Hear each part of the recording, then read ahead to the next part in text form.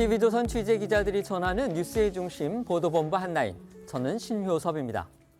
검찰이 어제 이재명 민주당 대표의 최측근인 김용 민주연구원 부원장을 8억 원 불법 자금 수수 혐의로 기소하면서 공소장에 이 대표 이름을 56번 명시했다고 합니다. 검찰은 오늘 오전에는 이 대표의 또 다른 핵심 측근 정진상 민주당 정무실장의 뇌물수수 혐의 수사를 위해서 법원 영장을 발부받아 민주당사와 국회 청산의 사무실 등에 대한 압수수색에 나섰습니다. 이태원 참사 국면에 가라앉아 있던 이재명 대표 사법 리스크가 다시 전국의 핵으로 떠오른 겁니다. 이 소식을 비롯한 정치권 상황 전해드린 다음 오늘 마지막 순서로 트롯계의 대세 스타죠. 송가인, 김호중 씨를 만나는 시간 갖겠습니다. 준비한 영상 먼저 보시고 검찰 수사 속보부터 알아보겠습니다.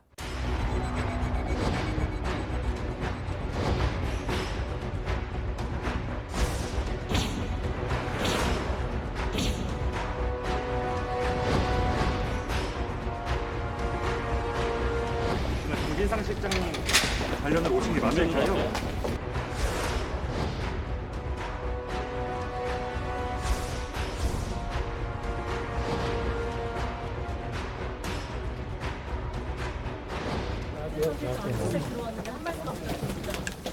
지금 민주 당사 이어서 국회 안까지 이제 들어오겠다고 하는데 한 말씀 부탁드립니다. 일단 좀 정치 탄압이라고 보시는 거죠?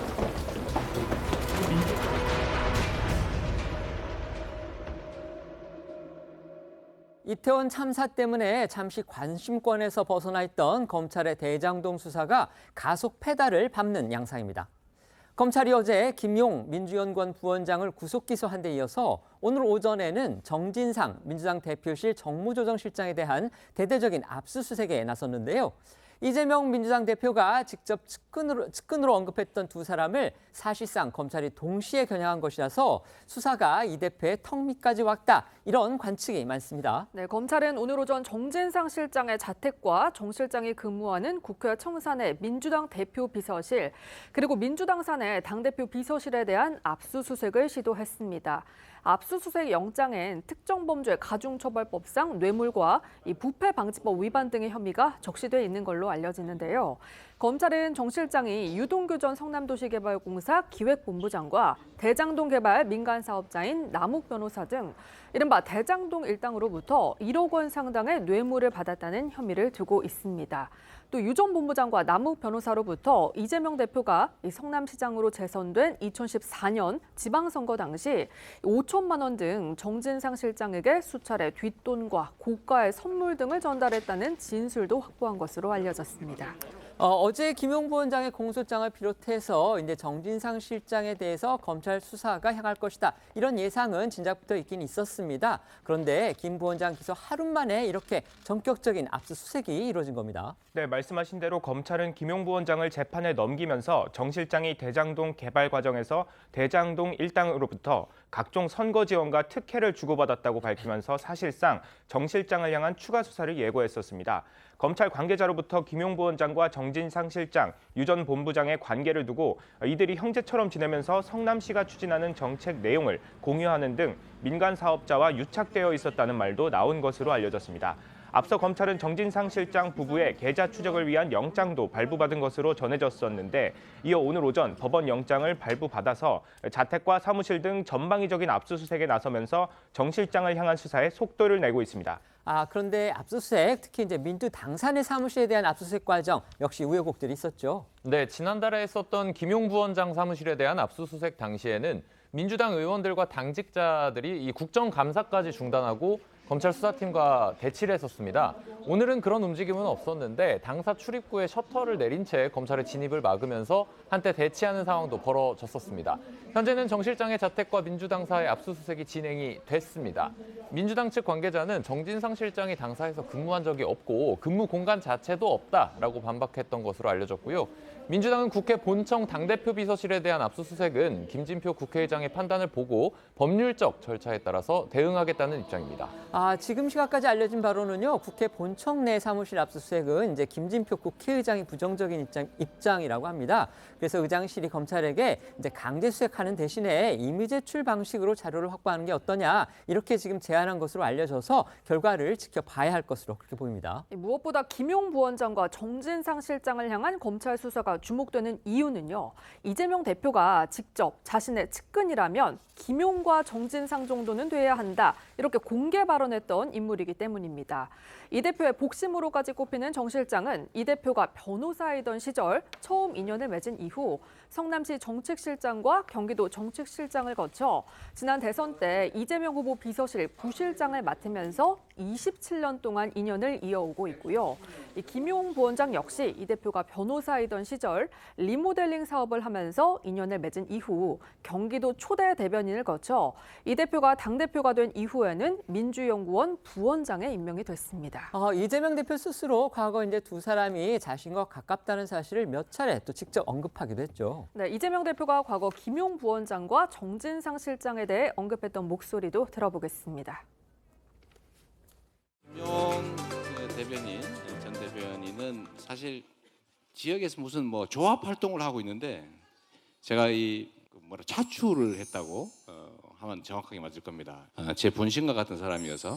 이분은 측근이라고 말씀하신 적 있으시죠? 그럼요. 여기서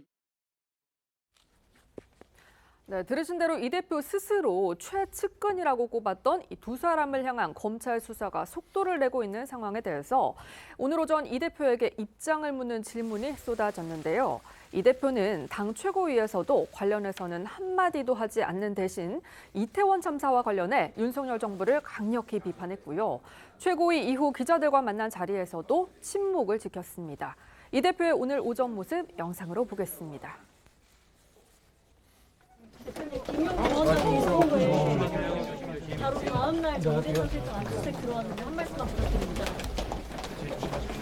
지금 민주 당사 이어서 국회 안까지 이제 들어오겠다고 하는데 한 말씀 부탁드립니다. 지금 검찰 행태 좀 정치 탄압이라고 보시는지요? 어제 구속 기소된 김용 부원장의 공소장에는 앞서 전해드린 대로 정진상 실장이 언급된 것은 물론이고 이재명 대표의 이름도 적시됐고 이 대표와 관련된 내용도 수차례 언급됐다고 합니다. 결국 이제 검찰 수사가 이재명 대표를 향하느냐 이 부분이 이제 관심인 건데요. 김용 부원장의 공소장 내용 좀 더 자세히 짚어볼까요? 네, 검찰은 김용 부원장이 유동규 전 본부장으로부터 지난해 4월부터 8월 사이에 4차례에 걸쳐 총 8억 4,700만 원을 받은 혐의로 구속 기소했습니다. 불법 정치자금을 마련하고 전달하는 과정에 가담한 남욱 변호사와 정민용 변호사, 유동규 전 본부장도 불구속 상태로 함께 재판에 넘겼습니다. 또 검찰은 김 부원장이 이재명 대표의 대선 자금을 받기 위해서 이른바 대장동 팀과 공모했다며 돈의 성격이 대선 자금이라고 분명히 했습니다. 이 대표가 성남시장 시절 추진된 대장동 개발 사업을 전후로 대장동 일당과 성남시 간의 유착 관계가 형성됐고 이것이 대선 경선 과정의 불법 정치자금 공여로 이어졌다며 사실상 이재명 대표를 범행의 동기이자 배경으로 설명한 겁니다. 결국 김용 부원장과 오랜 시간 가깝게 지내온 이재명 대표가 김 부원장의 위법 행위를 몰랐는지 아니면 알고도 묵인했는지 더 나아가서 직접 가담했는지의 여부가 향후의 수사 향방을 가릴 것으로 보입니다. 김용 부원장은 이재명 대표가 경기도지사이고 자신이 경기도 대변인이던 지난 2019년 이 대표를 향한 신뢰를 강조한 바도 있었는데요. 김 부원장의 과거 목소리도 들어보겠습니다. 지역에서 워낙 실력 있는 변호사로 그때 다 인정을 받고 있었어요. 그래서 저뿐만이 아니라 성남 지역에서는 그 이재명 그 변호사의 그 힘을 갖다가 손을 내미는 경우가 굉장히 많았는데 그때마다 덥석 손을 내밀어주고 또 이렇게 한번 만난 사람들은 인연이 돼가지고 저도 그렇게 해가지고 이제 시작해서 아주 뭐 큰 보람을 느끼고 그 선택에 대해서는 뭐 후회가 전혀 없습니다.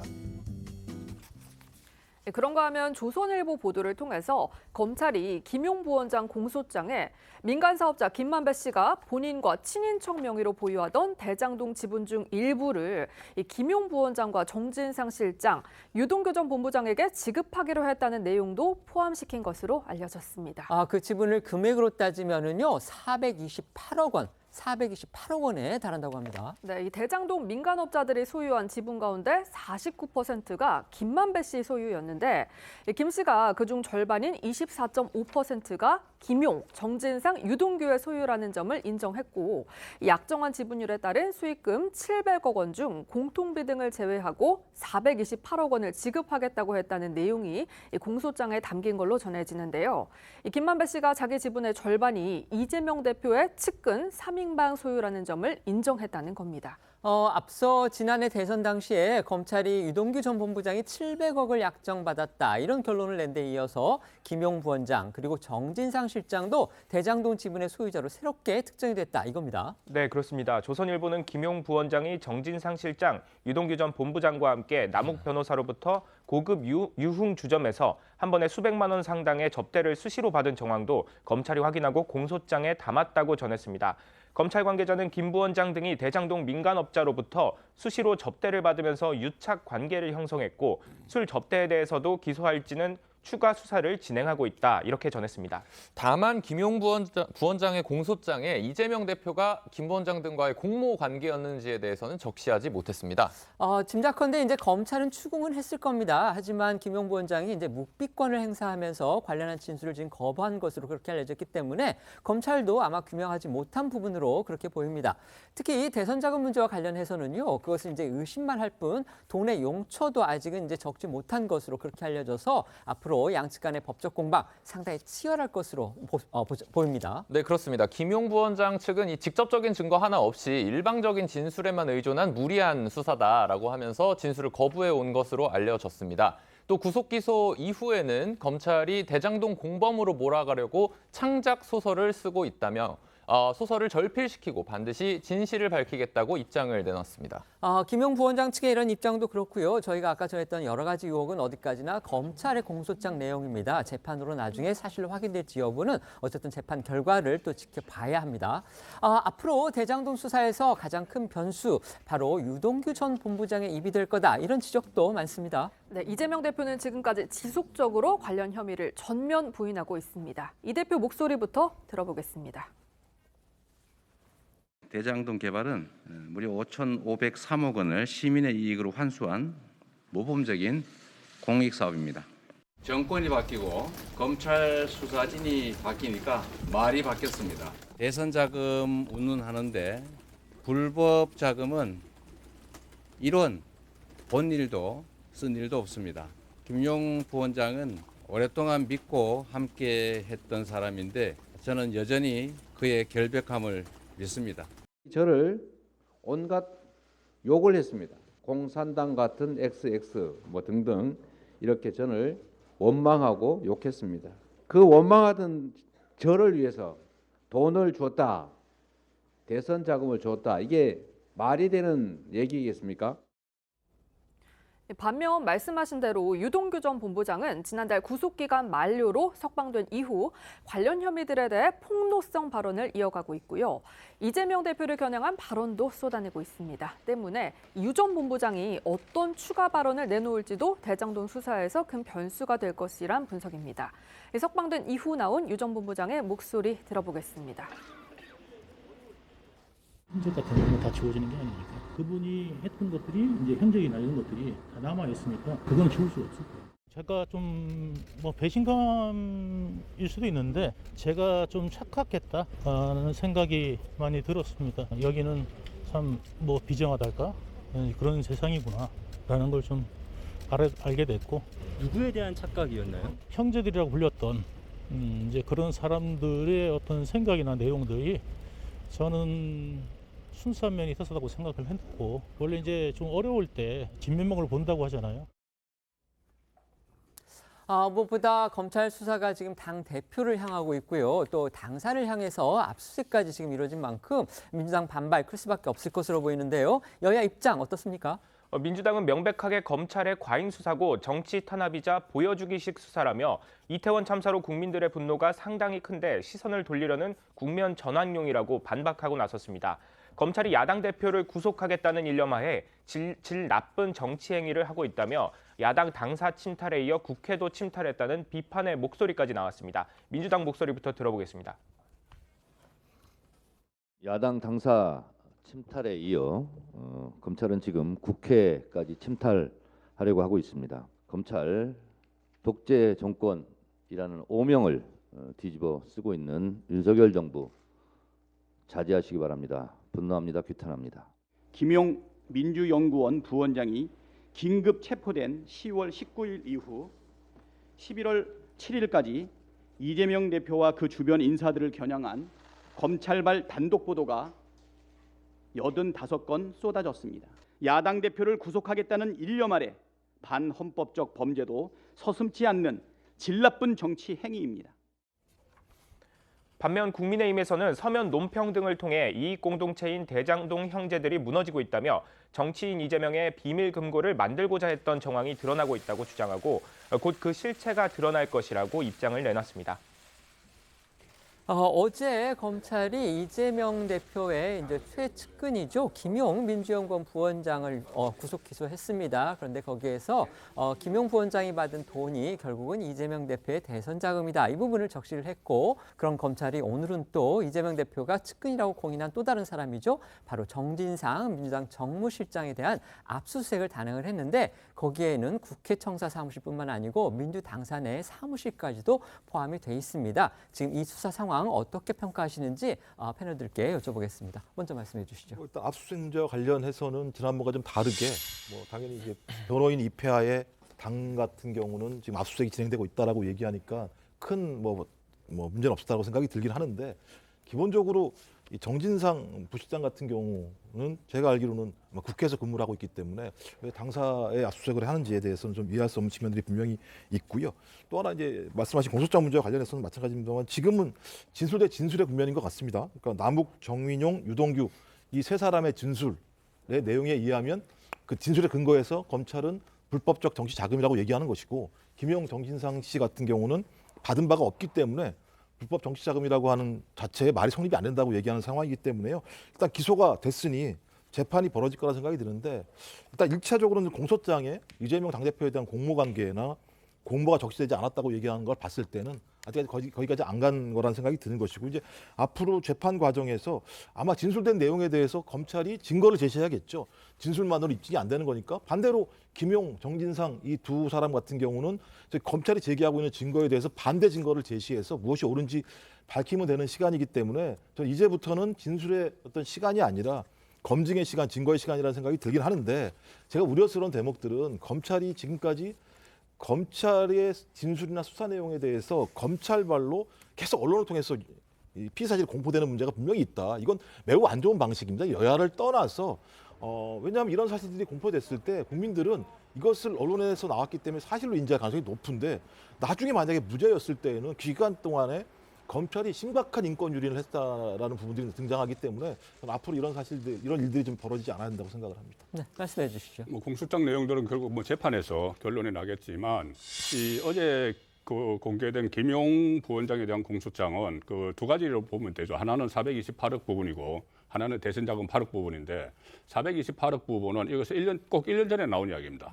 1년 전에 유동규 씨를 검찰이 기소하면서 그때는 유동규 씨, 김만배 씨가 유동규 씨에게 전체 700억을 약정을 했는데, 그것을 세금 빼고 비용 빼면은 428억이다. 이게 딱 1년 전에 그대로 나왔어요. 네네. 그런데 그때는 문재인 정부에서 검찰이 수사를 했죠. 근데 그때는 유동규 혼자였는데 1년 후에 지금 윤석열 정부에서 수사팀이 바뀌었습니다. 네. 바뀌어서 재수사를 하니까는 유동규뿐이 아니고 이재명 대표의 핵심 촉은 두 사람이 같이 들어갔어요. 김용, 정진상이 같이 들어갔기 때문에 이 대장동 전체 규모, 즉 대장동에서 이재명 캠프 쪽으로 주기로 했던 것, 아직 이것을 실행은 안 된 것 같아요. 주기로 했던 것, 그 중에서는 이재명 대표의 핵심 촉은 두 사람이 새로 들어갔기 때문에 이 대장동 전체 이 돈이 이재명 쪽으로, 이재명 대표 쪽으로 흘러갔다. 이것이 하나 지금 수사가 시작이 됐고 재판에서 다룰 거고, 흘러간 건 아니지만 일단 약정이 됐다는 거고. 그렇죠. 약정을 했는데 예. 이제 김한배 씨한테 요구를 하니까 돈을 안 줘서 그래서 이제 남욱 변호사 쪽으로 갔다. 이게 지금 검찰의 공소장 내용이라고 합니다. 그래서 다시 20억을 요구했고 또 어쨌든 그 안에 일부분인지 모르겠지만 8억 여원이 또 갔습니다. 갔기 때문에 그 부분에 대해서는 지금 김용 씨가 받았다고 하는 건데, 이게 이재명 당시 후보가 대선 자금으로 썼을 때 이것을 인지를 했는지, 아니면은 어떤 그 알고 뭐 지침을 내렸는지 무결을 했는지 이 부분에 따라서 또 이재명 또 대표에 대한 어떤 뭐 수사가 진행이 되겠죠. 네, 지금 이제 대선 자금으로 썼는지 안 썼는지 그 부분도 사실은 지금 확실치가 않습니다. 검찰이 그 부분에 대해서 대선 자금이었다고만 했지 그 돈이 어디로 썼는지 이런 부분에 대한 용처 부분이 드러나 있지 않고 그다음에 이재명 대표가 그 부분을 인지하고 있었는지 여부도 지금 공소장에는 나타나 있지 않기 때문에요. 아까도 말씀드렸지만 이 부분은 어디까지나 일방적인 검찰의 공소장의 주장일 뿐이다. 아직까지는 그 부분 다시 한번 말씀을 드리겠습니다. 어제 국회 운영위가 열렸습니다. 이태원 참사로 미뤘던 대통령실에 대한 국정감사가 실시가 됐는데요.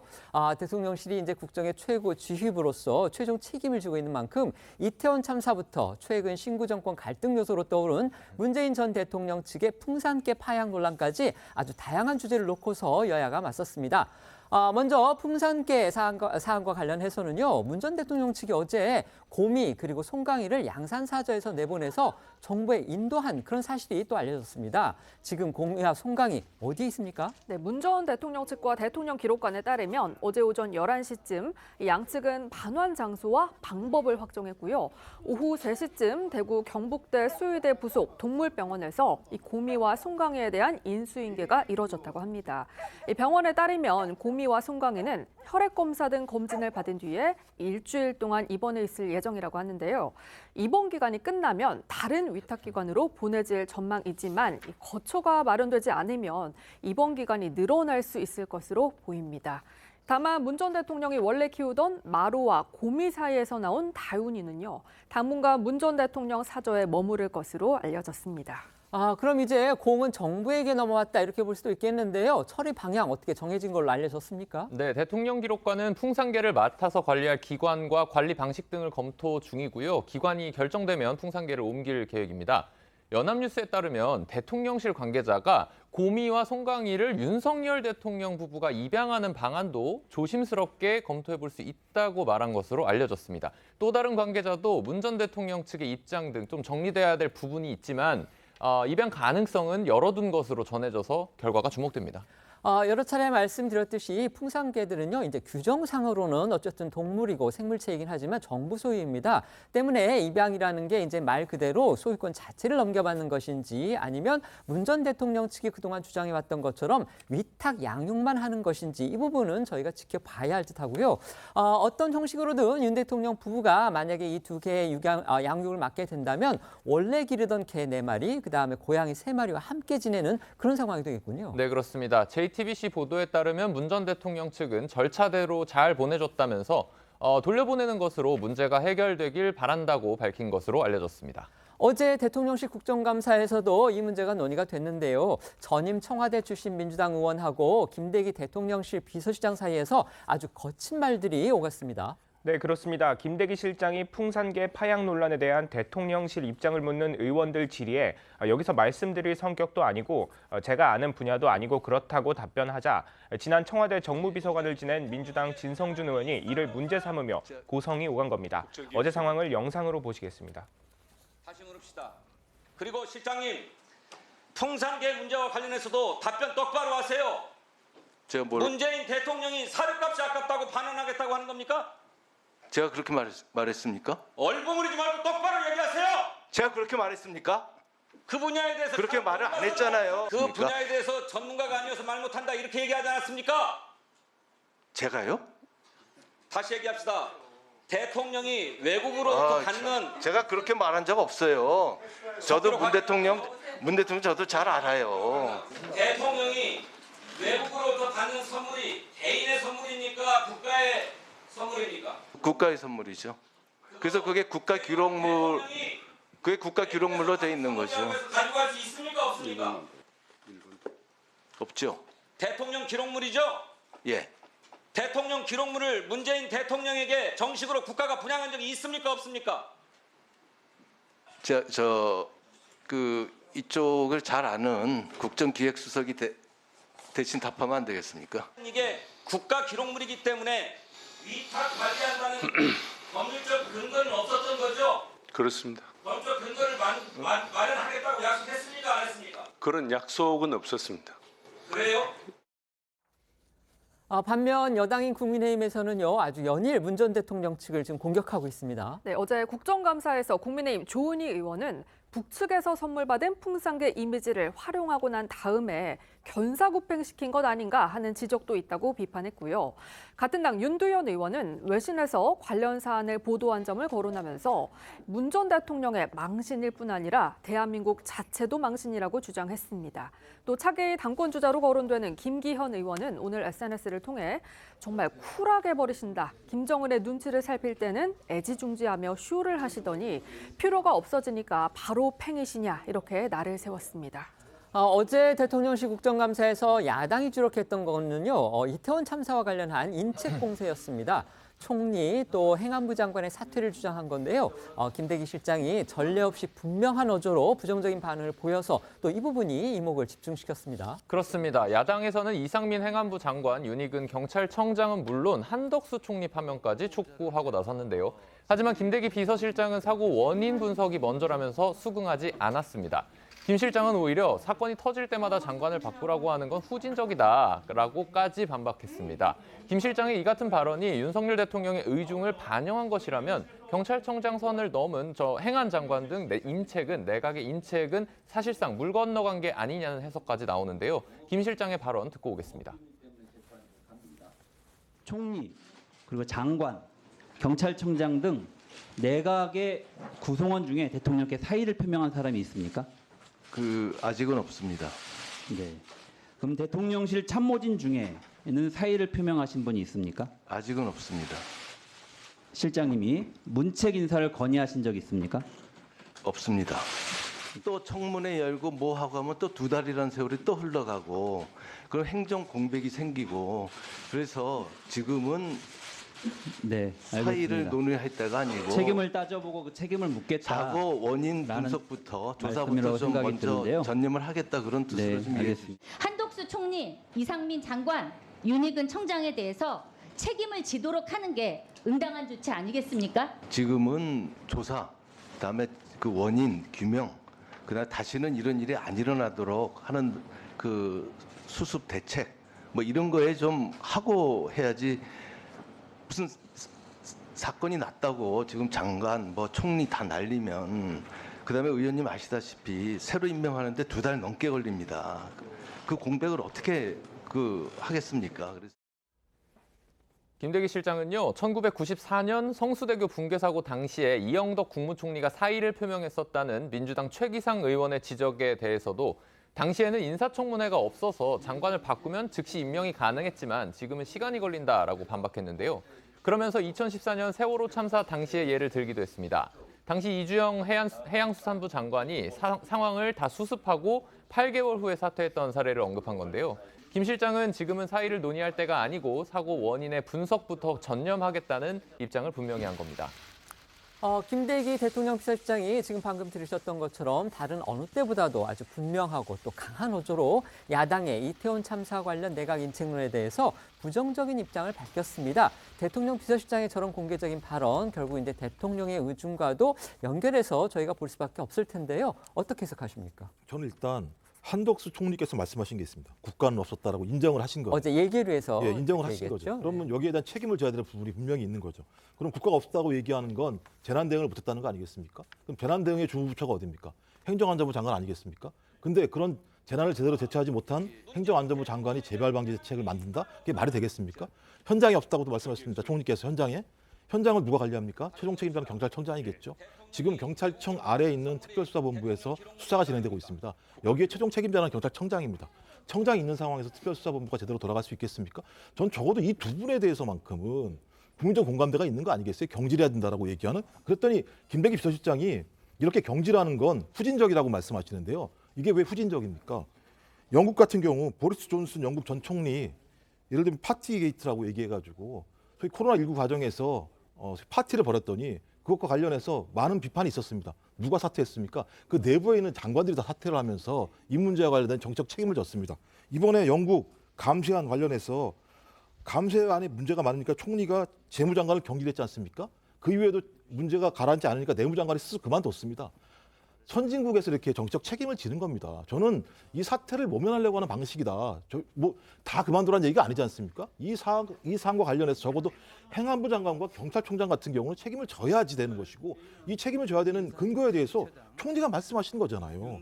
국가가 없었다고. 근데 여기에 대해서 아무것도 지금은 할 수 없다라고 말씀하시는 게, 국무총리와 비서실장은 생각이 다른 겁니까? 전 지금 이해가 안 됩니다.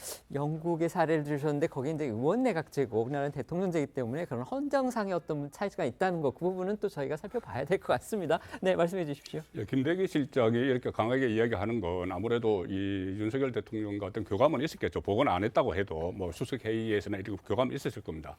그런데 지금 문책을 안 하겠다는 것이 아니고, 행정안전부 장관은 안전이 들어가잖아요. 당연히 이 정도 사태가 났으면 책임 여하, 실질적인 책임 여하를 떠나서 정무적 판단, 그러니까 정무적 책임을 져야 됩니다. 도의적 책임을 져야 되는데, 그렇다고 지금 당장 그 경제를 하면은 진짜 수습하는데 상당히 좀 어려움을 겪을 수가 있어요. 그래서 윤석열 대통령의 인사 스타일이, 조금 전에 뭐 이주영 전 장관 이야기도 했지만 세월호, 그때 박근혜 대통령도 8개월 후에 교체를 했는데, 한 번 쓴 사람을 바로바로 교체를, 어떤 일이 있다고 교체하거나 그런 스타일이 아니에요. 그래서 저는 저번에 그 대통령실에서 뭐 사측 채용 논란이 있어서 그때 한번 인적 쇄신 이야기가 나왔는데 홍보수석만 교체를 했죠. 이번에는 아마 그 해외 순방이 이번 그 중순에 있는데, 이번 달 중순에 다녀와서 연말 연시에 대대적인 아마 인적 쇄신을 하지 않을까. 거기에서는 아마 김대기 대통령실장도 자유롭지는 않을 것 같아요. 내각을 교체를 하면 인사청문회를 해야 되셔서 많은 부담이 있는데, 아마 대통령실에 대한 대대적인 교체가 이번에 있을 걸 예상이 됩니다. 인사는 참 타이밍, 그러니까 적기가 중요한 건데요. 지금 말씀하신 대로 연말에 그 인사를 한다. 과연 어떤 정치적인 파장이 있을지 저희가 한번 좀 생각해볼 사안이 아닌가 그런 생각도 듭니다. 어제 회의에서는 또 일부 야당 의원이 이제 이태원 참사에 대해서 윤석열 대통령이 직접 책임을 이제 강조했습니다. 그런데 그런 과정에서 쓴 표현들이 또 논란이 되기도 했습니다. 네, 논란이 됐던 건 민주당 양경숙 의원의 발언이었습니다. 양 의원은 이태원 참사 책임을 따져 묻던 중 갑자기 공포탄을 언급하고 윤 대통령을 전두환, 박근혜 전 대통령에 빗대 원색적인 표현으로 비난했습니다. 관련 발언 들어보겠습니다. 도대체 이게 나랍니까? 80년 신군부가 군대를 동원해서 광주에서 양민을 학살한 것처럼, 박근혜 정부는 수학여행 가던 수백 명의 학생들을 세월호에서 수장시키더니, 윤석열 정부는 이태원에서 젊은이들을 사지에 좁은 골목에 몰아넣고 떼죽음을 당하게 만들었습니다. 결국 국민의 안전을 책임지는 대통령이 책임져야 하는 거 아닙니까? 그것까지 연결시키시는 거는 좀 그렇죠. 네, 공포탄이라도 쏴서 길을 내던지, 비상 사이렌을 울리던지 156명의 청년들을 살렸어야지 왜 못 살렸습니까? 김대기 실장은 양 의원의 발언에 대해 그것까지 연결시키는 것은 좀 그렇다 하고 선을 긋긴 했지만, 여당 의원들이 항의를 하면서 한때 국감장이 술렁이기도 했습니다. 박근혜 정부가 수장시켰다거나 윤석열 정부가 골목에 몰아넣었다는 표현에 대해서 여당은 도를 넘은 정쟁이라고 반발했습니다. 민주당 김의겸 의원이 제기했던 윤석열 대통령 그리고 한동훈 법무부 장관의 심야 술자리 의혹도 또 거론이 됐죠. 네, 민주당 일부 의원이 관련 의혹을 제기하면서 대통령실에 진상을 밝히라고 요구했는데요. 김대기 실장은 가짜 뉴스라고 못 박았습니다. 들어보시죠. 그렇습니다.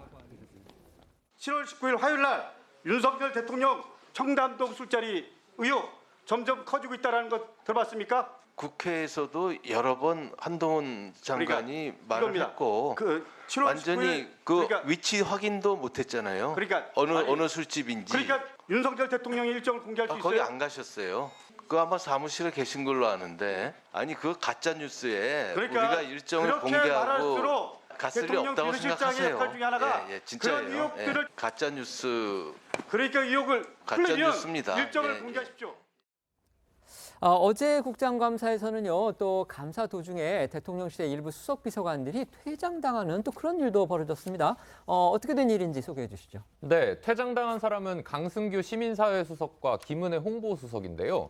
이태원 참사와 관련한 야당 의원의 질의 도중에 두 사람이 웃기고 있네라고 필담을 나눈 것이 언론사 카메라에 포착되면서 논란이 벌어진 겁니다.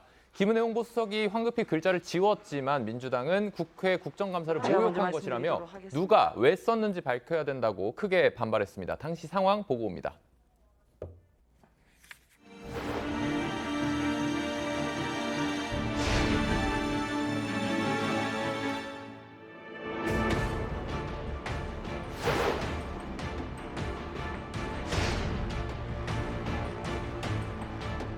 메모지에다 웃기고 있네. 이게 진짜 웃기고 있는 자리입니까? 명백하게 사과를 하지 않으면은 당장 퇴장시켜야 됩니다. 모두 저를 통해 일단 의원님들께 이 같은 무리를 빚어지게 해드려서 정말 죄송합니다. 제 메모지가 옆에 있었기 때문에 사적으로 어제 일 가지고 얘기를 하다가 그렇게 한 것입니다. 혹시 사적 대화 내용을 말씀하실 수 있습니까? 그건 얘기 드릴 수가 없습니다. 또 이태원 참사 유가족들에 대해서 얘기하고 있고 가슴 절절하게 아파 죽겠는데 우리 두 수석이 아주 부적절한 행동을 했다고 봅니다. 참 저도 난감하네요. 다시는 이런 일이 없도록 주의하고 잘못했습니다. 죄송합니다. 잠시 사적 대화를 나눠서 오해를 불러일으킨 점 죄송하게 생각합니다.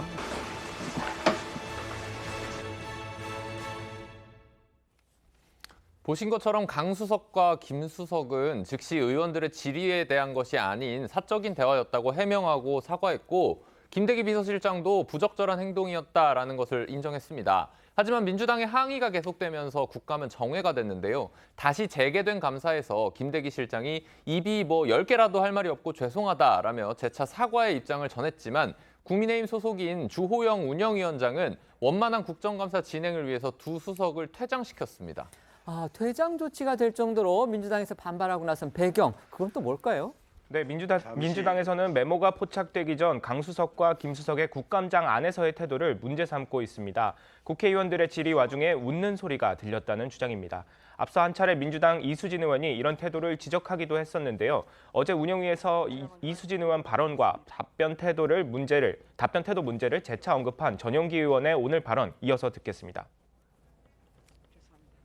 뒤에서 여기 배석해 계시는 우리 대통령실 관계자분들의 답변 태도라든지 모습을 지금 보고 있습니다. 국정감사에 나오신 분들이 의원들 질의하고 답변 듣는 과정에서 비웃듯이 큰 소리를 웃고 있습니다. 그 태도와 관련해서 국감장에서 대통령실에서 나온 분들이 이런 태도를 보이는 것에 대해서 위원장님께서 분명하게 경고 조치를 해주셔야 된다고 생각을 합니다. 그걸 비웃을 일이 아닌데 그렇게 비웃고 그 뒤에서 그러셔도 되겠습니까?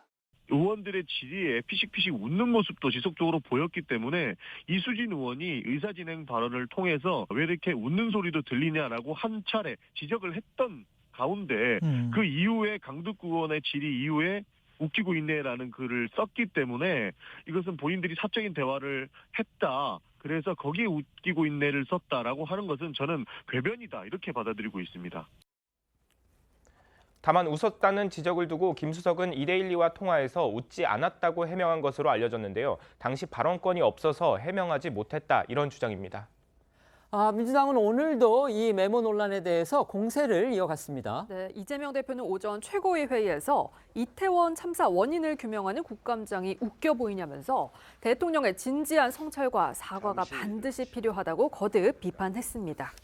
어제 대통령실 국정감사장에서는요, 야당 의원은요, 윤석열 대통령의 어떤 이태원 참사와 관련한 직접 책임론 이런 거를 주장을 하면서 공포탄이라도 쏘지기를 했느냐 이런 얘기를 했고요. 그다음에 또 대통령실의 일부 수석은 웃기고 있네 이런 메모를 한 것이 지금 사진에 찍히면서 결국 이제 강제 퇴장당하는 그런 상황이 벌어졌습니다.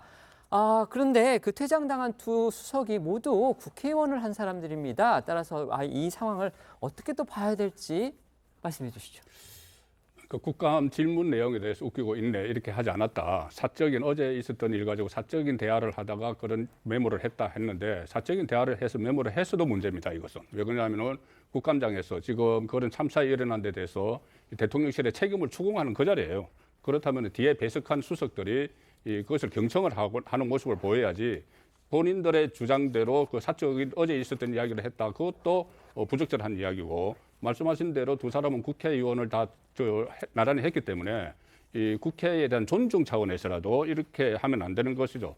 그래서 그 윤석열 대통령으로서는 상당히 여러 가지 리스크가 있지만 저는 참모 리스크도 상당히 많다고 봐요. 그래서 조금 전에 제가 말씀드린 대로 아마 이번에 대대적 인적 쇄신을 할 때는 대통령실을 중심으로 좀 정리를 할 필요가 있다 그렇게 봅니다. 양경수 의원의 발언은 어떻게 들으셨습니까? 만약에 그렇게 해서 그래서 공포탄을 쏘거나 뭐 학생들을 해서 했으면은 더 큰 혼란이 일어나지 않았을까? 그 이태원 그 상황에서 여러 가지 막 음악도 들리는데 거기 총성까지 울리면은 더 혼선이 됐을 수가 있으니까 상당히 위험한 발언이죠. 네, 양경수 의원의 발언에서는 그런 부분도 있어요. 세월호 관련해가지고 박근혜 전 대통령이 아이들을 수장시켰다는 표현을 썼고요. 그다음에 이태원 참사와 관련해서는 골목길에 밀어 넣어서 거의 사망시키도록 했다. 이제 이런 식의 책임론을 주장을 했거든요. 그 부분까지 함께 논평을 해주시죠. 저는 매우 부적절한 발언이라는 생각이 들고요. 민주당도 마찬가지입니다만 이 참사를 대하는 자세와 태도의 문제라고 생각이 들어요. 국민들은 슬퍼하고 분노하고 있는 상황인데 이것들을 정쟁으로 활용하려고 하는 모습들을 보이는 거 아닌가라고 하는 측면들은 여야 모두 마찬가지이기 때문에 저는 양경수 의원의 그런 발언에 대해서는 민주당의 윤리심판원 같은 경우에서 이 부분에 대해서 어떤 형태로든지 거기에 대한 합당한 처분을 한다고 생각을 하는 것이고요.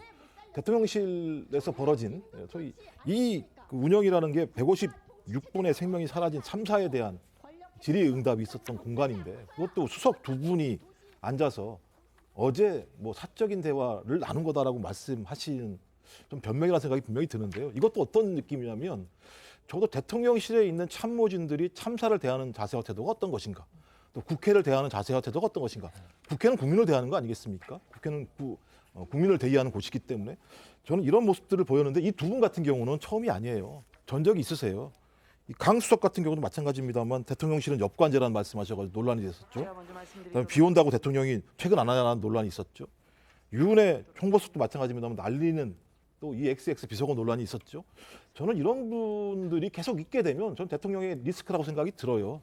저는 이번 기회에 참사의 원인을 밝히는 것도 중요합니다만 저희 국정을 운영하는 최고 컨트롤 타워인 대통령실의 참모진들에 대한 전반적인 대대적인 수습을 하지 않게 된다면 저는 앞으로 대통령의 신뢰를 국민들이 믿을 수 있을 것인가? 신뢰를 할 수 있을 것인가? 이런 생각이 들기 때문에 저는 이번 참에 대통령께서 결단을 하셔야 될 대목이라는 생각이 듭니다. 그래서 아마 어제 이제 주호영 여당 소속이죠. 주호영 운영위원장도 김은혜 수석이나 그다음에 강승규 수석에 대해서 그 사적 내용이 도대체 뭐냐 그걸 밝히면 해결될 텐데 왜 안 하냐 그러는데 결국 두 사람은 그 사실을 끝내 밝히지 않았습니다. 그렇기 때문에 지금 교수님 말씀하신 것처럼 더 큰 오해와 그다음에 의혹과 그다음에 비판을 자초하는 게 아닌가 이런 생각도 듭니다. 이태원 참사와 관련해서 민주당이 오늘 정의당과 연대해서요 관련 국정조사 요구서를 국회에 제출하겠다 이렇게 예고했습니다. 네, 그동안 국민의힘은 경찰 수사 결과를 지켜보는 것이 우선이라면서 국정조사에 반대해 왔었죠. 그러나 야권은 국정조사 강행 수순에 들어갔습니다. 민주당은 당초 국민의힘의 답변을 기다려보겠다고 했지만 오늘 오후에 국정조사 요구서를 국회에 제출하기로 한 건데요. 민주당과 정의당 원내수석이 공동으로 함께 국정조사 요구서를 낼 예정입니다. 야권은 정부 관계자들이 이번 참사에 대해서 책임 회피와 변명만 반복하고 있다면서 총체적 진상 규명의 필요성을 강조했고요. 국민의힘을 향해서도 국정조사에 동참할 것을 촉구했습니다. 박홍근 민주당 원내대표 목소리 듣고 옵니다. 민주당은 오늘 정의당, 기본소득당, 무소속 의원들과 함께 용산 이태원 참사 진상규명을 위한 국정조사 요구서를 국회에 제출하겠습니다. 이 믿을 수 없는 참사의 진실은 무엇이냐고 국민이 묻고 있습니다. 이제 진실을 밝혀야 하는 국회의 시간입니다. 그럼에도 여당 국민의힘이 국정조사에 끝내 동참하지 않는다면 이는 진실을 밝히라는 국민 명령에 정면으로 맞서는 일임을 명심하기 바랍니다. 국정조사는 국회 제작의원 4분의 1 이상의 요구가 있을 때 하게 되는데요. 요구서가 제출이 되면 김진표 국회의장이 본회의에서 보고하고 출석 의원 과반이 동의하면 통과됩니다. 같은 야권이어도 이태원 참사 관련 특검 추진에 신중한 모습을 보였던 조정훈 시대전환 의원은 오늘 민주당과 정의당의 국정조사 추진 방침에도 반대 뜻을 밝혔는데요. 조 의원은 SNS를 통해 이번 참사의 희생자와 유가족분들을 위해 그리고 우리 사회를 위해서는 실체적 사실 확인, 책임 관계자 엄중 처벌, 국가안전 대응 시스템 업그레이드가 반드시 필요하다면서도 동시에 이번 참사를 정쟁의 소재로 소진시키고자 하는 유혹은 반드시 피해야 한다고 강조했습니다. 일단 수사를 지켜본 다음 미진하면 특검 도입이 옳고 거기에는 자신도 협조할 용의가 있다는 겁니다. 조 의원은 이제 시대전환이라는 그 정당의 대표입니다. 국회 내에서는 정말 소수파 중에 소수파인데요. 조 의원은 그러니까 정부와 여당의 대응은 비판을 했지만 수습 방안에서는 여당의 선조사, 후 책임 추궁 기조를 수긍한 겁니다. 국정조사 요구가 국회 관문을 넘기 위해서는요, 일단 본회의 사회권, 그다음에 안건 상정권을 가진 김진표 국회의장의 협조가 또 필요합니다. 네, 그렇습니다. 김진표 국회의장은 오늘 정의당 이정미 대표를 만나서 국정조사 문제를 놓고 의견을 나눴습니다. 이정미 대표는 국정조사는 여야의 정쟁 문제가 아니라 국민들이 사태의 진실을 제대로 알고 싶다는 데에 대해서 국회가 답을 드려야 한다는 책무라면서 국정조사 계획서를 의결할 본회의가 있기 전까지 국정조사에 같이 힘을 모으자고 여당을 설득해 나갈 생각이라고 말했습니다. 이에 김진표 의장은 그동안 원내 일당이랑 여야가 함께 합의해서 이뤄진 국정조사가 그나마 성과가 있었다며 지금 국민들이 여러 다른 요인으로 불안한데 이태원 참사까지 정치적으로 여든 야든 서로 이용한다고 생각하면 국민들이 희망을 잃는 것 아니냐며 이번만큼은 합의해서 해달라고 여야에 요청했다고 전했습니다. 말씀드린 대로 지금 민주당하고 정의당이요, 오늘 오후에 국회에 이태원 참사와 관련한 국정조사 요구서를 제출한다고 합니다. 이거는 이제 규정상이 있기 때문에 아마 조만간 국회 본회의에서 처리를 해야 할 텐데요. 이 부분 국민의힘은 아직은 지금 부정적인 입장입니다. 그런데 국정조사 요구서가 통과가 되더라도 그것이 이제 실제적으로 실시되기 위해서는 국정조사 계획서라는 게 또 통과를 시켜야 되는데 그건 아마 교섭단체 간의 협의나 그다음에 합의가 상당히 필요할 겁니다. 그래서 김진표 국회의장도 이번에만큼은 여야가 합의해라 이렇게 지금 권유를 하고 있는 것 같은데요. 국민의힘 어떤 태도를 보여야 된다고 생각하십니까? 일단 국민의힘 입장에서는 조사가 먼저다. 조사를 먼저 하고 국정조사를 해야 된다는 입장이었죠. 그러니까 수사 먼저 말씀하시는 거죠? 정부 차원에? 그렇죠. 정부 차원에 수사를 하고 조사를 해서 네. 지금은 어떤 압수수색 같은 것을 하려면 신속하게 해야 되니까 조사를. 국정조사는 말씀하신 대로 시간이 걸립니다. 그래서 일단 정부 차원의 수사를 먼저 하자는 건데 지금 민주당이 다수당이기 때문에 안 할 수가 없어요. 국정조사를 밀어붙이면은. 그렇게 되면은 또 논란이 일어납니다. 뭐냐면은 세월호 때도 그 국정조사를 했어요. 그때 가장 핵심 쟁점이 뭐였냐면은 청와대를 그 조사 대상에 포함시킬 것인가, 지금은 대통령실을 포함시킬 것인가 이런 좀 논란이 일어납니다. 일어나면은 이것이 결국은 진실 규명보다는 정치 공방으로 흐를 가능성이 있기 때문에 국민의힘에서는 좀 상당히 신중한 입장일 수밖에 없죠. 지금 관련해서 아까 조정훈 의원의 그 SNS에 올린 글을 보니까 저희가 아직 국정조사 요구 계획서를 다 보지는 못했는데요. 그 국정조사 요구 계획서에 그런 부분이 있나 봅니다. 용산으로 대통령실이 이전한 것이 이번 참사의 원인이 되는지도 밝혀야 한다. 이런 부분들이 들어있다고 해요. 그래서 아마 지금 이제 말씀해 주신 대로 이제 정치 공방으로 흐를 가능성 그런 부분을 이제 국민의힘은 경계하고 있는 것 같은데 어떻게 생각하십니까? 전 기본적으로 국회가 가지고 있는 권한이 두 가지밖에 없다. 국정조사권하고 그다음에 특검을 발의한 두 가지밖에 없는 상황인데 156분의 생명이 참사를 통해서 사라진 상황에서 국회가 아무것도 하지 않는다라고 하는 건 제가 일종의 좀 직무유기라는 생각이 분명히 들고요. 저는 그래서 여야가 합의하면 가장 좋겠다라는 생각이 들지만 저는 뭐 민주당 입장에서는 소위 그 여야 합의가 안 된다고 하더라도 이 부분은 뭐 관철시킬 수 있기 때문에 아마 진행할 거라 생각이 들긴 하는데요. 또 하나는 대통령께서 말씀하신 게 있습니다. 철저하게 수사해라. 뭐 국정조사가 아니라고 하더라도 전 그렇다면 철저한 수사에는 성역이 없다는 얘기 아니겠습니까? 그럼 말씀하신 것처럼 뭐 정쟁이 될 수 있다라고 계속 말씀하시는데 저는 여야 간에 뭐든지 저는 정쟁화 될 수밖에 없다고 판단하는 거예요. 그래서 정쟁하는 곳이죠. 국회라고 하는 공간 자체가 그것이 국민이 납득할 만큼의 수준 내에서 해야 되는데 그것을 넘어갔을 때 국민들이 화를 내는 거라는 생각이 들어서 저는 용산 이전부터 시작해서 마약 다양한 건들이 있습니다. 근데 그것이 문제의 본질이 아닐 수도 있겠습니다만 그것은 안 된다라고 예단하지 않아야 된다는 생각이 들기 때문에 저는 여야가 상식선에서 국정조사에 합의하고 진행하는 것이 맞다라는 생각이 듭니다. 국정조사를 합의하고 진행을 해도 조사 대상은 어디까지 할 것인가 정말 뭐 마약 수사 이런 것까지 다 같이 연결을 시키면은 이것은 더 혼선을 더 할 수밖에 없어요. 네, 한번 나중에 상황을 여야 협의 상황 또 저희가 또 지켜봐야 되겠습니다. 경찰 수사도 알아보겠습니다. 경찰 지휘부에 대한 경찰청 특별수사본부의 수사도 본격적으로 속도를 내고 있는 그런 모습입니다. 네, 특수본이 어제 경찰 수뇌부에 대한 압수수색을 진행했다는 소식 전해드렸었는데요. 특수본은 오늘부터 본격적으로 압수물 분석 작업에 속도를 낼 것으로 보입니다. 이번 압수수색에는 지난번엔 포함되지 않았던 용산 서장실과 서울 청장실, 경찰청장실까지 포함이 됐고 주요 압수 대상으로는 피의자와 참고인의 휴대전화, 헬로윈 대비 관련 문서, CCTV 파일이 포함됐다고도 전해집니다. 특수본은 참고인 신분인 김광호 서울청장과 윤익은 경찰청장의 휴대전화도 확보한 것으로 전해지는데요. 앞서 윤 총장과 김 서울청장은 헬로윈 대비 안전대책을 소홀히 하고 참사 발생 사실을 뒤늦게 인지해서 경찰의 늑장 대응에 책임이 있다는 의혹을 받고 있죠. 이에 압수물과 통신기록 분석이 끝나는 대로 윤 총장과 김 청장의 입건 여부가 결정될 것으로 보입니다. 또 추가 입건 소식도 전해졌습니다. 네, 그렇습니다. 그동안 참사 현장 인근에 있는 해밀턴 호텔이 불법으로 증축해 골목길이 좁아졌고 그 결과 인명피해가 늘었다는 의혹이 계속 제기돼 왔었습니다. 이와 관련해서 특수본은 해밀턴 호텔 대표를 입건하고 대표이사의 주거지 등에 대한 압수수색에 나섰다고 합니다. 특수본은 해밀턴 호텔과 대표이사 A씨의 주거지 등 3곳에 수사관 14명을 보내 관련 자료를 확보 중이라고 합니다. 해밀턴 호텔 본관 2층 후면과 별관 1층, 본관 서측 등 호텔 주변에 불법 구조물을 건축하고 도로를 허가 없이 점용한 혐의로 대표 A씨를 입건하고 강제 수사에 착수했습니다. 또 해밀턴 호텔 사장에게 건축법 위반 혐의를 적용해서 피의자 신분으로 전환했다고도 합니다.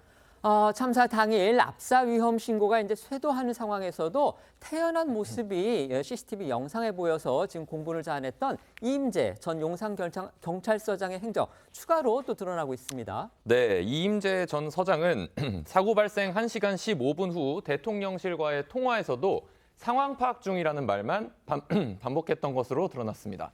죄송합니다. 대통령실이 국회에 제출한 용산 서장과의 통화 내용을 보면 국정상황실이 소방청으로부터 1차 보고를 받고 윤석열 대통령에게 보고까지 마친 후 상세 내용을 알기 위해 경찰에 연락했지만 11시 18분에 먼저 통화한 경찰청 치안 상황 담당관은 서울경찰청과 소방 등을 통해 상황을 파악하고 있다고 답했다고 합니다. 곧이어 11시 20분 용산 서장에게 전화를 했지만 받지 않았고 11시 25분 용산경찰서 112 상황실장도 전화를 받지 않았고요. 국정상황실은 다시 전화를 걸어 11시 26분에 용산 서장과 통화에 성공했지만 상황 파악 중이라는 답변만 들었다고 합니다. 이후 11시 30분에 용산경찰서장과 다시 통화했지만 답은 역시 상황 파악 중이었다고 하는데 이는 사건 발생 1시간 15분이 지난 시점이었다고 합니다. 특수본이 최성범 용산소방서장을 업무상 과실치사상 혐의로 입건했다는 소식 저희가 몇 주 전에 전해드렸었는데요. 그런데 이 소식이 지금 알려지면서 온라인에서는 연일 갑론을박이 벌어지고 있다. 이런 기사가 또 나오고 있습니다. 네, 맞습니다. 이태원 참사 당시에 손을 덜덜 떨며 언론 브리핑을 했던 최성범 용산소방서장은 업무상 과실치사상 혐의로 입건됐습니다. 참사 발생 전 경찰이 공동 대응을 요청한 2건에 대해서 구급 인력을 투입하지 않았고 참사 직후에는 종로 소방서 구급차가 현장에 제일 먼저 도착한 점 등을 특수본이 살펴보고 있는 것으로 전해집니다. 그러나 이에 대해 수사 상황을 지켜봐야 한다면서도 경찰이 소방으로 책임을 돌리려는 것 아니냐면서 갑론을박이 벌어지고 있다고 합니다. 또 일부 네티즌들 사이에서는 일선에서 구조에 힘쓰며 고생한 분은 지켜줘야 한다. 소방서장은 직업적 책임을 다한 분이다 등 수사가 부당하다며 옹호 여론이 일고 있다고 합니다. 일선 소방대원들 사이에서도 불만의 목소리가 쏟아지고 있습니다. 특히 서울소방노조에서는 꼬리 자르기식 수사를 강력히 규탄한다고 목소리를 높였고 이번 참사의 진상규명과 책임자 처벌이 제대로 되도록 지켜볼 것이라고 했습니다. 오늘 오전 라디오에 나온 김주형 전국공무원 노동조합 소방본부장도 이걸 입건을 하나라며 의문을 가졌는데요. 목소리 듣고 오겠습니다. 솔직히 말씀드리면 제가 그 자리에 있어도 사실 그분보다 더 잘했을지 사실 저는 의문이거든요. 그 출동은 사실은 현장 대원들보다 먼저 출동 뛰어가셨고 근데 이제 저도 생각이 이 사람 정말 대단한 사람이다. 쉽지 않거든요. 사실 그렇게 하는 게. 그래서 과연 내가 저 자리에 있어도 저렇게 했을까. 근데 이걸 입건을 해. 그러면 도대체 우리는 어디까지 해야 되는 게 우리의 그 임무인지. 정말. 알겠습니다. 그런데 또 특수본으로서는요, 최 서장을 해당 혐의로 입건하게 된 이유가 있는 것으로 또 그렇게 알려졌어요. 네, 특수본이 최성범 서장을 업무상 과실치사상 등 혐의로 입건한 건 이 소방대응 2단계 발령이 늦었다는 이유 때문인 것으로 전해졌습니다. 한국일보 등 보도에 따르면 특수본은 압수수색을 통해 최 서장의 휴대전화와 수첩 등을 확보했고 영장엔 압수 이후로 소방대응 2단계 발령이 늦게 이루어졌다는 내용이 적시된 것으로 확인됐다고 하는데요. 이 소방당국은 지난달 29일 첫 압사 신고가 있었던 오후 10시 15분 후 1시간이 지난 오후 11시 13분쯤 인근 대여섯 개 소방서에서 인력과 장비를 동원하는 대응 2단계를 발동했죠. 최 서장은 앞서 오후 10시 43분 관할 소방서 모든 인력이 출동하는 1단계를 발령했는데 2단계 조치까지 30분의 공백을 부적절한 초동 대응으로 판단한 건데요. 하지만 최 서장은 한국일보와 통화에서 이 초기 대응이 부실했다는 취지로 적힌 영장을 읽고 정말 황당했다 이렇게 반발했다고 합니다. 이런 가운데 국민의힘 윤리위원회가 오는 25일 대형 참사가 발생한 이태원 할로윈과 관련해 축제가 아닌 현상이라고 발언해 논란을 빚었던 박희영 용산구청장에 대한 징계 개시 여부를 논의한다고 합니다. 윤리위는 당일 안건은 아직 정해지지 않았다는 입장이지만 박 구청장에 대한 제소건이 당무감사실에 접수된 만큼 징계 여부 논의가 있을 것으로 보입니다.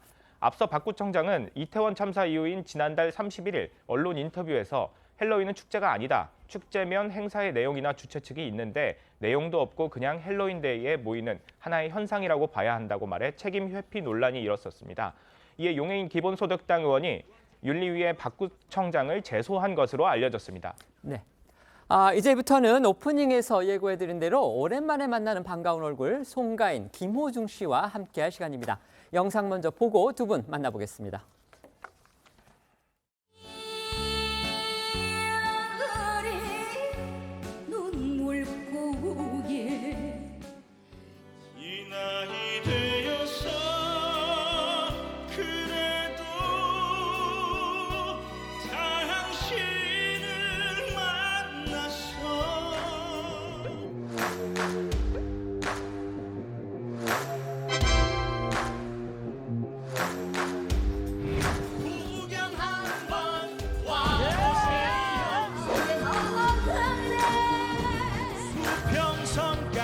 달려나가는 가인이와 호준이가 여러분을 직접 찾아갑니다.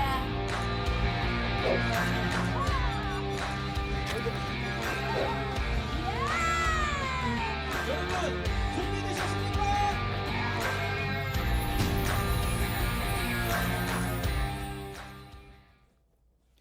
안녕하세요. 반갑습니다. 김호중. 송가인이여라. 안녕하세요. 네네. 반갑습니다. 두 분 오랜만에 뵙게 됐는데요. 네. 김두선 스튜디오 오랜만에 나오셨죠? 어떻습니까? 저는 처음. 처음이세요? 네. 네네. 네. 효주 씨 어떠세요? 저는 두 번째 출연입니다. 네네. 2년 전에도 그 김희재 씨랑 함께 네네. 출연한 적이 있고요. 네네. 오랜만에 이곳에 왔습니다. 네. 송가인 씨 지난달에 데뷔 네. 10주년 맞으셨다고 들었거든요. 네. 이게 10년이라는 시간이 정말 짧은 시간이 아니잖아요. 네. 먼저 축하드리고요. 그다음에 송가인 씨 이제 톱스타가 되신 후에도 팬들에 대한 사랑 유별나다고 저희가 들었습니다. 네. 데뷔 10년간의 가장 기억에 남는 장면 어떤 게 있을까요?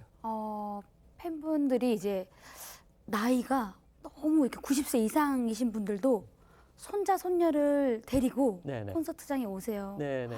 너무 많은 분들이 이렇게 또 사랑해 주시니까 너무 기억에 남는 분들이 너무 많아요. 네. 굉장히 인상적이었던 게 송가인 씨가 콘서트가 끝나면 항상 팬들과 작은 팬미팅을 여는 네. 걸로 유명하다고 그러더라고요. 네. 최근에 또 팬미팅에서 가장 기억에 남는 이 순간 꼽으라고 하니까 바로 이 미스트롯 1위 했을 때를 꼽으셨더라고요. 오디션 1등 했을 때죠, 아무래도. 그러겠죠. 네. 네네. 인생의 정말 터닝 포인트였던 시기였던 것 같아요. 그래서 그때가 가장 아직도 그때가 생생하게 기억이 나요. 혹시 아직도 꿈을 꾸세요? 아니요, 꿈은 안 꾸고요. 그때를 생각하면 아직도 설레이고 떨리기도 하고 긴장이 되기도 해요. 네. 김호중 씨는 어떻습니까? 제가 이제 자료 조사를 해보니까 네. 미스터 트롯을 통해서 어쨌든 이제 국민적인 스타가 되셨잖아요. 네. 그게 벌써 2020년 1월, 3월 이때더라고요. 그러니까 거의 뭐 지금 2년이 한참 지났습니다. 네네. 어떤 순간, 어떤 무대 가장 기억에 남습니까? 아무래도 첫 문을 두드렸던 첫 무대가 저는 가장 기억에 남거든요. 네, 어떤 곡을 부르셨는지 기억나세요? 그때 진성 선배님의 태클을 걸지 마로 네, 맞아요. 첫 번째 곡으로 네, 네. 인사를 드렸었는데 그 순간이 가장 기억에 남는 것 같아요. 그렇군요. 그래서 저희가 준비해봤습니다. 두 분을 대한민국 대표 트로트 스타로 올라서게 한 바로 그 무대입니다. 미스트롯, 그다음에 미스터 트롯에서의 첫 무대 함께 보시죠. 한 번도 틀린 적이 없는 엄마 말 듣고 나왔습니다. 죄송합니다. 엄마가 무슨 말씀을 하셨나요? 다시 해드릴게요. 다시 하시죠. 기대하지 마시고. 전라도에서 탑 찍어불고 서울로 탑 찍으러 온 송가인이여라. 한마르 대동강 변함없이 차있느냐 실망한 날 그때까지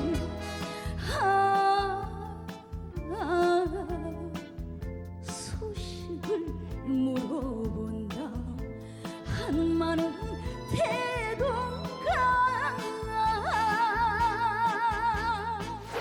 예전 스타킹에서 고딩 파바로티로 나왔던 김호중입니다. 안녕하세요. 노래하는 사람으로 불리고 싶어서 이 자리에 도전하게 되었습니다. 어떻게 살았냐고 묻지를 마라. 이리저리 살았을 거란 착각도 마라. 소자없는 세월 같아서 무얼 해. 되돌릴 수 없는 인생인 것을 지금부터 뛰어 앞만 보고 뛰어 내 인생에 태클을 걸지마. 두 분도 저 당시 모습 사실 보신 거 오랜만이셨을 것 같아요. 네. 하이 씨 어떻게 보셨어요? 저 때만 생각하면 네. 아직도 너무 떨려요. 그러시겠죠. 저 때 막 네네. 떨려가지고 멘트도 막 틀리고 버벅대고 노래 가사도 막 까먹고 그랬거든요. 팬들은 아마 저 순간 정말 잊을 수 없는 순간일 겁니다. 본인도 그러시죠? 네, 아무래도 또 첫 무대다 보니까 너무 가장 떨렸고 팬분들이 가장 저 무대를 많이 기억해 주시더라고요. 네. 호두 씨 어떠세요? 저 역시 마찬가지로 모든 힘을 모아가지고 저 첫 무대에 쏟았던 것 같아요. 그래서 긴장도 너무 많이 했었던 무대였었고 그래도 그 첫 문을 잘 열고 나니까 그 뒤에 문들은 또 이렇게 조금씩 보이기도 하면서 굉장히 잘 즐겼던 것 같습니다. 그러니까 어떤 공개 무대에서, 그러니까 성악을 전공하셨잖아요. 네. 공개 무대에서 트롯 가요를 부른 거, 저 때가 처음이었습니까? 아니면 처음입니다. 그전에도 있었습니까? 처음이었습니까? 네. 그럼 어떤 심정을, 어떤 감정으로 부르셨어요? 우선 저의 음악을 좀 들려드리고 싶었었고요. 그리고 저하고의 제 자신과의 약속했던 그런 부분들을 이 세상에 좀 알리고 싶었고 이런 음악도 하고 싶었고 또 할 수 있다라는 거를 이 TV 방송을 통해서 좀 보여드리고 싶었던 마음이 컸었던 것 같습니다. 네. 호중 씨는 최근에 네. 군복무를 맡으셨잖아요. 아유, 고생하셨습니다. 그리고 이달에는 그 데뷔 후 처음으로 이 전국 투어 콘서트도 준비 중이라고 제가 들었는데 그 군 복무 중에 가장 힘들었던 순간 그리고 가장 도움이 됐던 그런 응원 기억나신 게 있다면요? 저는 그 복지관에서 네. 저희 그 발달 장애를 가진 분들과 함께 1년 9개월을 생활을 했었거든요. 근데 이제 음악을 못하고 음악을 좀 멀리 해야 되는 그 시간이 조금 힘들었을 시간이라고 말씀드리고 싶은데 그래도 사람을 통해서 얻은 게 굉장히 많았던 시간이었던 것 같습니다. 그래서 처음에는 이분들의 마음도 좀 헤아릴 수가 없었고 굉장히 서툴렀지만 시간이 지나고 나면 언젠가는 이 사람이 진심을 알게 되고 내가 먼저 진심을 가지고 누군가에게 행한다 그러면 분명히 다시 나에게 돌아오는 거는 진심이라는 것을 느끼게 되는 시간이라서 굉장히 지혜롭게 잘 시간을 보내고 온 것 같아요. 그래서 얻는 게 더 많은 시간이었던 것 같습니다. 공백기였지만 인간적으로는 좀 얻은 게 더 많다 이런 거군요. 네, 맞습니다. 저희가 알기로에 두 분이 이제 평소에 서로 이제 응원을 아끼지 않는 그런 사이로 알고 있습니다. 네. 평소 호칭은 어떻게 부르십니까, 두 분이? 저는 뭐 그냥 편하게 호중아, 뭐 호동아 이렇게 부르기도 하고. 그렇습니까? 네. 호동이요? 호둥. 호둥. 네. 뭔가 좀 연상이 되는데 혹시 저희가 생각하는 그 부분 맞습니까? 이렇게 약간 둥실둥실 이렇게 그러니까요. 복스럽게 생겨서. 알겠습니다. 과거에 김호중 씨가 송가인 씨를 큰 형님 같다 이렇게 말했다고 제가 들었어요. 그건 또 왜 그렇습니까? 항상 그 저희 동생들을 굉장히 잘 챙겨주기로 가수들 사이에서는 좀 유명하신 분이거든요. 이런 때 저희가 이제 궁금한 게 그겁니다. 네. 어떻게 잘 보셨느냐 그거거든요. 저희가 이 트롯 경연 미스터 트롯 끝나고 네네. 나서 네. 사실 굉장히 많은 스케줄을 하고 있었어요. 근데 네네.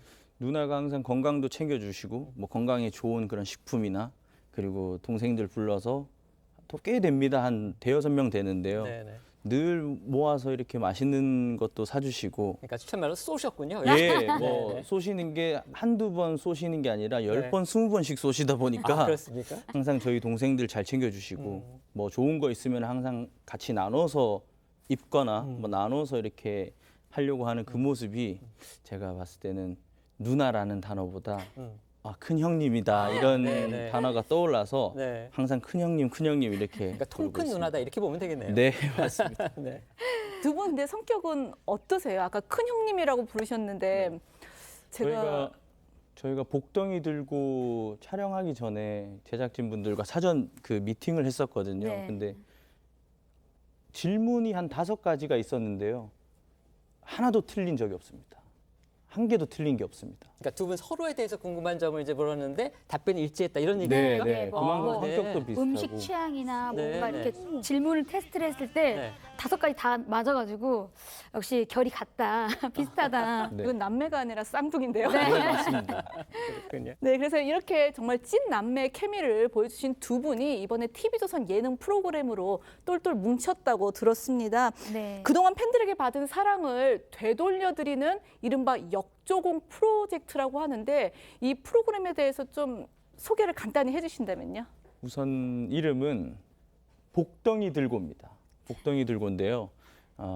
전국뿐만이 아니라 전 세계에 저희의 노래가 필요하고 또 힐링이 필요한 것이 있다면 사연을 보내주시면 이제 저희 남매가 가서 노래도 전해드리고 그리고 준비한 선물도 좀 전해드리면서 함께 힘든 시간을 좀 같이 나누면 좀 이렇게 분배가 되는 거잖아요. 슬픔도 나누면 좀 반이 된다라는 그 메시지가 가장 큰 것 같고요. 그래서 또 저희 노래를 듣고 싶어 하시는 분들이 굉장히 많으시기 때문에 제일 큰 선물을 드리러 전국뿐만이 아니라 전 세계를 돌아다닌다. 복덩이들이 이런 내용을 담고 있는 프로그램인 것 같아요.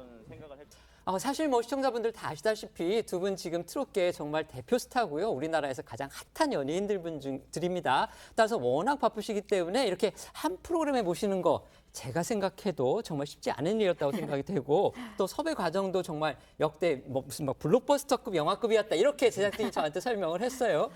두 분 바쁜 와중에도 이렇게 한 프로그램에 출연을 결심하신 이유 먼저 가인 씨 한번 말씀해 주시죠. 저 같은 경우는 몇 년 전에 여기 프로그램에서 이제 뽕 따러 가세라는 또 네, 프로그램을 하셨었죠. 네네. 했을 때 네네. 그때 사실 체력적으로 너무 힘들었지만 그때 프로그램 하면서 너무 그 뿌듯함이 더 컸거든요. 정말 전국 곳곳 돌아다니면서 네. 팬들 만나셨었잖아요. 네. 그 노래로 드리는 선물이 더 컸는데 그때를 생각하면 내가 이런 프로그램을 또 해도 너무 보람차고 기쁘겠다라는 생각으로 또 호중 씨랑 같이 한다고 하니까 그냥 뭐 생각할 겨를이 없이 그냥 바로 하겠다고 얘기를 했었죠. 호중 씨는 어떤 마음이었습니까? 어떻게 보면 가인 씨 말씀하신 것처럼 뭐 거의 반 이상은 같은 마음이라서 이 프로그램에 행하게 됐지만 가인 씨와 저가 늘 했던 이야기가 있습니다. 저희가 언제부터 이렇게 큰 무대에 섰던 사람들이 아니기 때문에 항상 작은 곳에서부터 시작했고 또 지금 이 순간도 굉장히 행복하고 음악을 하는 순간이 너무나도 좋지만 또 그래도 저희 무대에 오시지 못하고 저희 음악을 또 기다리시고 갈망하신 분들도 분명히 계실 거라는 생각을 가지고 있었거든요. 그래서 이 프로그램은 딱이다. 복덩이 들고는 꼭 가인 씨랑 같이 하면서 많은 분들에게 좀 위로도 전해드리고 행복도 전해드리고 덤으로 또 음악도 전해드리면 이것만큼 좋은 게 과연 있을까라는 생각으로 뭐 10초도 안 걸렸습니다. 정말 기꺼이 참하셨다 네. 이런 말씀이신데 네. 두 분 얘기 들으니까요. 정말 과연 어떤 모습을 보여주실지 더 궁금해지는데요. 그래서 오늘 저녁에 방송될 첫 회 잠시 미리 보겠습니다. 함께 보고 오시죠.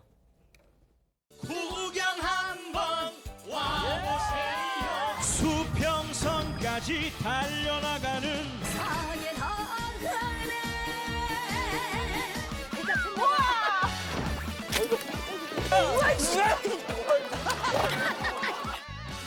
너 먹네.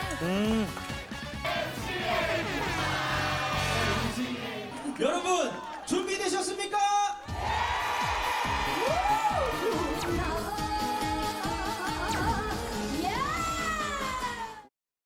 화면 보니 보니까 목보다 몸을 더 쓰신 것 같아요. 그러니까 이게 무슨 경로도하는 프로그램 같은 네. 그런 느낌도 드는데 정말 예고편부터가 정말 에너지가 확 느껴지거든요. 네. 보니까 팬들하고 함께 이제 춤도 추셨고 그다음에 어디 가서는 이렇게 노동도 하셨는데 네. 좀 힘들지 않으셨습니까? 사실 힘든 것보다는 너무 재밌게 즐겼던 것 같아요. 네, 네. 피할 수 없으니까 정말 즐겨서 고구마 밭에 가서 고구마도 캐고 정말 음식도 만들어 드리고 너무 정말 보람찬 시간이었어요. 근데 제가 네. 티저 영상 보니까 네. 이제 제작진이 이제 노동도 해야 된다 뭐 이런 게 있다고 하니까 호중 씨가 그런 부분을 걱정했어요. 이거 내가 다 해야 될 것 같은데 이런 거 걱정하셨는데 실제 그렇게 됐습니까? 어떻습니까? 실제로 제가 다 하진 않았고요. 아, 그렇습니까? 누나하고 저하고 딱 정확히 5대 5로 역할 네, 네. 분배가 정확했습니다. 아, 그래서 그렇습니까? 네. 뭐 거기 가니까는 너무나도 좋아해 주셔서 네. 누나가 할 수 있는 부분은 또 누나가 해주시고 네. 제가 할 수 있는 부분은 잘 나눠서 재밌게 촬영하고 왔습니다. 네. 아까 전부터 궁금했던 게 이번 프로그램은 두 분이 기획 단계에서부터 함께 하셨다고 들었습니다. 그 제목도 두 분의 아이디어라고 하는데 어떻게 하신 거예요? 프로그램 이제 이름을 정해야 되다 보니까 네. 뭐 몇 가지의 이야기들도 나왔었어요. 그렇지만 가장 좋은 게 늘 저희를 보면 누나도 그리고 가인 씨도 그리고 저도 그러고 항상 아유 우리 복덩이들 많이 팬분들께서 해주셨거든요. 아, 그래서 팬들분들이 그렇게 말씀하시는군요. 뭐 네. 복덩어리, 복덩이. 아, 네. 거기서 그럼 유래가 된 거군요. 네. 네, 그래서 그러면 어차피 우리가 많은 분들을 만나러 갈 거고 또 저희 팬분들도 만나러 가는 프로그램인데 잘 됐다. 그러면 우리 다른 이야기 하지 말고 복덩이들이 고 한다 해서 복덩이 들고라고 정했습니다. 네. 이게 저 대화를 나누다 보니까 정말 어느덧 지금 저희가 예정한 시간이 다 됐는데요. 어쨌든 이제 사이가 좋은 두 분의 멋진 활약 앞으로도 많은 팬들이 기대하실 것 같고요. 당장 이제 오늘부터 방영되는 이 프로그램에서 두 분의 활약상 저희도 기대를 해보겠습니다. 네. 마지막으로 시청자 여러분들께 두 분 인사 한마디씩 부탁드리겠습니다. 먼저 네. 말씀해 주시죠. 시청자 여러분, 저희 호중이랑 저랑 열심히 또 복덩이 들고 찍었으니까요. 많은 시청 부탁드리겠습니다. 네, 호중 씨도 한 말씀 해주시죠. 정말 많은 분들이 보시고 함께 웃으시고 또 함께 눈물 흘려주셨으면 좋겠습니다. 스트레스 확 푸셨으면 좋겠고요. 복덩이 들고 많이 사랑해 주셨으면 좋겠습니다. 감사합니다. 오늘 두 분 말씀 고맙습니다. 여기서 인사드리겠습니다. 네, 고맙습니다. 감사합니다. 감사합니다. 오늘 준비한 소식은 여기까지입니다. 저희는 내일 오후 1시에 더 핫한 소식으로 찾아뵙겠습니다. 시청해 주셔서 고맙습니다.